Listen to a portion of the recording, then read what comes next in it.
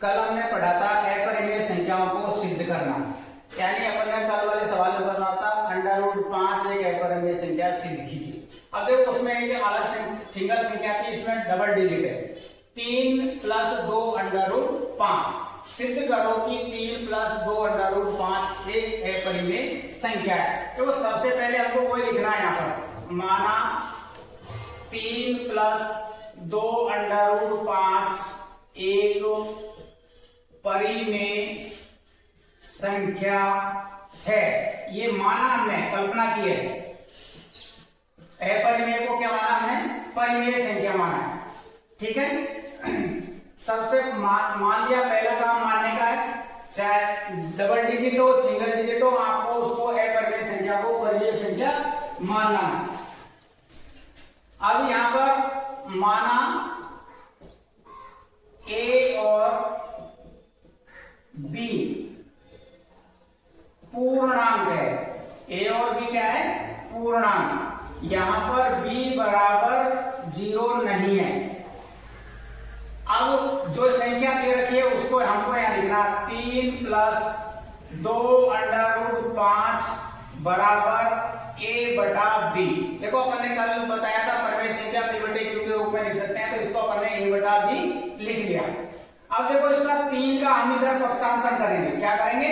पक्षांतरण। पक्षांतरण करेंगे तो इधर बचेगा हमारे पास में 2 √5 बराबर a/b। 3 यहाँ प्लस का तो इधर जाके हो गया ये माइनस में। अब देखो इसके नीचे कुछ भी नहीं है तो क्या मानेंगे? यहाँ a। ये हो गया 2 √5 बराबर a/b। a मान लिया हमने। तो देखो b का और a का लघुत्तम क्या आएगा? b। b से b कट गया, क्या बचेगा यहाँ? a। चिन्ह माइनस है तो माइनस। 1 का भाग b में b बार, b को 3 से गुणा करेंगे तो यह आएगा 3b। 3b।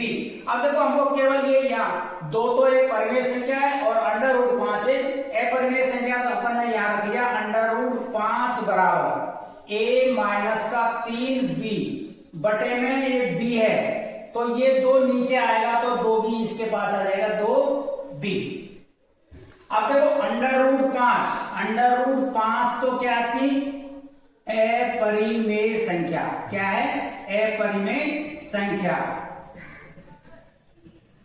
लेकिन a - 3b बटा 2b ये क्या है? यह एक परिमेय संख्या है। यह एक परिमेय संख्या है। देखो परिमेय संख्या के बराबर होती है और अपरिमेय संख्या अपरिमेय संख्या के बराबर। तो एक तरफ तो अपरिमेय संख्या है और दूसरी तरफ परिमेय संख्या है। तो ये √5 तो अपरिमेय और ये परिमेय बराबर नहीं है। तो जो a - 3b बटे 2b है तो ये तो परिमेय संख्या है। तो इसका मतलब 3 + 2 √5 एक अपरिमेय संख्या है। हमने जो ऊपर यह धारणा मानी थी परिमेय की, वो गलत है। तो आपको अब नीचे क्या लिखना है यहाँ पर? अतः हमारी ऊपर की अवधारणा गलत है। 3 + 2 √5 एक अपरिमेय संख्या है। अपरिमेय संख्या है। तो एक बार फिर से दोबारा समझो सवाल को। सबसे पहले मानना 3 + 2 √5 एक परिमेय संख्या है। a और b कोई पूर्णांक है, मान लिया हमने। b 0 के बराबर नहीं है। तो देखो अब 3 + 2 √5 बराबर a/b। 3 का हम पक्षांतरण करेंगे, 3 इधर प्लस का इधर आके ये माइनस में हो गया।